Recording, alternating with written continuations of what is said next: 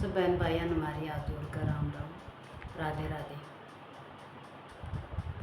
तो 2 दिन की मिस हो गई आपकी कथा किसी ज़रूरी काम में, तो आज आपको मैं सुना रही हूँ पवित्र श्री गणेश साहिब। श्री बद्रीनारायण के मंदिर में लक्ष्मी जी की मूर्ति मंदिर के बाहर है। स्त्री और बालक का संग तपस्या में विघ्न रूप है। इसमें स्त्री की कुछ निंदा नहीं, परंतु काम की निंदा है। किसी की को पत्नी और बालकों का त्याग नहीं करना चाहिए, त्याग नहीं करना है। इसलिए कहना पड़ता है कि पत्नी और बच्चों के साथ रहकर घर में ही भगवान का भजन करो। इसी तरह तपस्विनी स्त्री के लिए भी पुरुष का संग त्याज्य है।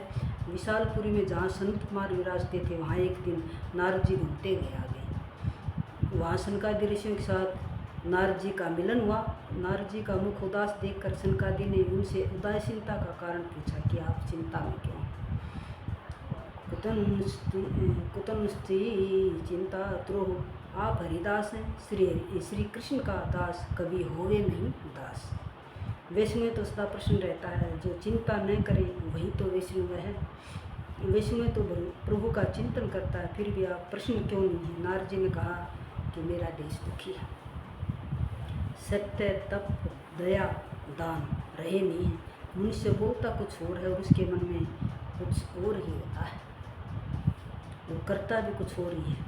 और कुछ क्या कहूँ, उदरम भी भरी रो जीव केवल अपने अपने पेट भरने वाले और स्वार्थी हो गए। समाज में किसी को भी सुख शांति रही नहीं है। मैंने अनेकों स्थानों पर परिभ्रमण किया, फिर भी मुझे शांति नहीं मिली। आज सारा देश दुखी क्यों हो रहा है? नारद जी ने इसके कई कारण बताए। धर्म और ईश्वर में जब तक आस्थावान नहीं बने, तब तक देश सुखी नहीं हो सकता। जिसके जीवन में धर्म का स्थान प्रधान नहीं है, उसे जीवन में कभी शांति नहीं मिलती। धर्म और ईश्वर को भूलने वाला मानव कभी सुखी नहीं हो सकता। जगत में अब धर्म रहा ही कहाँ है? नारद जी ने यह दुख से कहा कि अब इस जगत में सत्य नहीं रहा है। जगत में असत्य बहुत बढ़ रहा है। असत्य के समान कोई पाप नहीं है।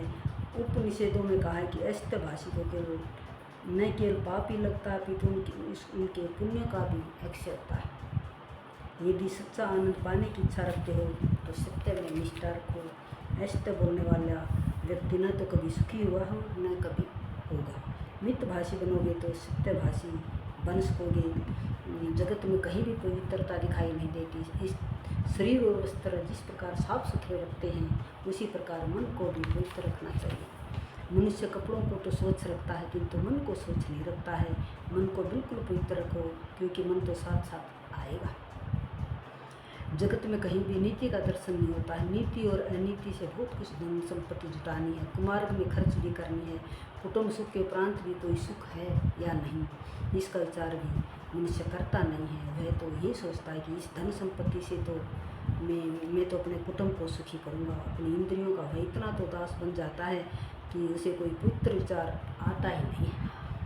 शरीर और इंद्रियों के सुख में वह ऐसा तो फंसा है कि शांति से विचार भी नहीं कर सकता कि सच्चा और श्रेष्ठ आनंद कौन सा है और कैसे मिल सकता है। जीवन में जब तक कोई पवित्र लक्ष्य निश्चित नहीं होगा, तब तक पाप रुकेंगे ही नहीं। जो लक्ष्य को लक्ष्य में रखता है वही पाप से बच सकता है। मनुष्य को अपने जीवन का लक्ष्य मालूम नहीं है, वह मंदबुद्धि करने योग्य काम को करता ही नहीं है। जगत में अन्न विक्रय होने लगा है, जगत में पाप बहुत बढ़ गया है। इसी से धरती माता ने अन्न को अपने पेट में समेट लिया है। अन्न विक्रय पाप है। ज्ञान का भी विक्रय होने लगा है। ज्ञान का विक्रय मत करो। ब्राह्मण को चाहिए कि वह निष्काम भाव से जगत को ज्ञान का दान करे। अन्न दान से भी ज्ञान दान श्रेष्ठ है, कारण ज्ञान से सदा शांति मिलती है। जब से अन्न और ज्ञान का विक्रय होने लगा है, तब से पवित्रता नष्ट हो गई है। पाप और पाप बढ़ रहा है। मनुष्य की भावना जब से बिगड़ी है, तब से विश्व में उसका जीवन भी विकृत हो गया है। संसार में मुझे कहीं भी शांति नजर नहीं आई। इस प्रकार कलयुग के दोष देखता हुआ घूमता फिरता मैं वृंदावन में आया। वहाँ एक कौतुक देखा। एक युवती को देखा, उसके पास 2 पुरुष मूर्छा में पड़े हुए थे। वह स्त्री चारों ओर देख रही थी। उसी स्त्री ने मुझे नारद जी को बुलाया। अतः मैं उसके पास गया। साधु पुरुष किसी स्त्री के पास जाते नहीं।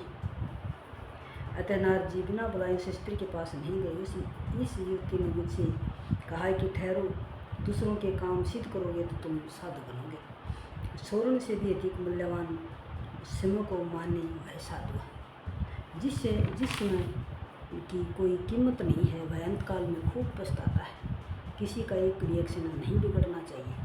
अतः जब एक एक्शन ठहरने के लिए कहा गया तो मैंने उस युवती से पूछा कि देवी जी आप कौन हैं। उस युवती ने मुझसे कहा कि मेरा नाम भक्ति है और ये ज्ञान और वैराग्य मेरे पुत्र। ये अब वृद्ध हो गई। मेरा जन्म तो दरूद देश में हुआ है। महान आचार्य दक्षिण भारत में प्रकट हुए थे। श्री शंकराचार्य जी और रामानुचार्य जी दक्षिण में उत्पन्न हुए थे। कर्नाटक में मेरा परिपालन हुआ। और मेरी वृद्धि भी वही आचार विचार जहाँ शुद्ध होते हैं वहाँ भक्ति को पुष्टि मिलती है। आचार और विचार शुद्ध हो तो भक्ति हो सकती है। विचारों के साथ साथ आचार भी शुद्ध होने चाहिए। कर्नाटक में आज भी आचार की शुद्धि देखने में आती। भगवान व्यास जी को कर्नाटक के प्रति कोई पक्षपात नहीं था, परंतु जो सच था उसी का उन्होंने वर्णन किया है। अब भी कर्नाटक में लोग निर्जला एकादशी करते हैं। एकादशी का अर्थ दिवाली नहीं है।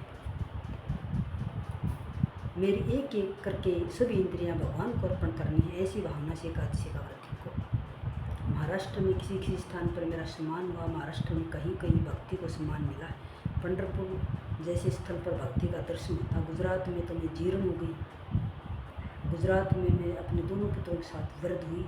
धन का दास प्रभु का दास नहीं हो सकता। गुजरात कांचन का लोभ हो गया है, अतः भक्ति छीन भी हो गई है। भक्ति के प्रधान अंग 9 हैं। इनमें प्रथम है श्रवण। केवल कथा सुन लेने से भक्ति पूरी नहीं होती। जो सुना हो उसका मनन करो। मनन करके जितना जीवन में उतारा हो उतना ही भागवत श्रवण सार्थक हुआ कहा जाएगा। कथा सुनने से पाप जलते हैं, परंतु मनन करके जीवन में उतारने से तो मुक्ति मिलती है। दूसरी भागवत महात्म्य की जय। सच्चे दरबार की जय। सब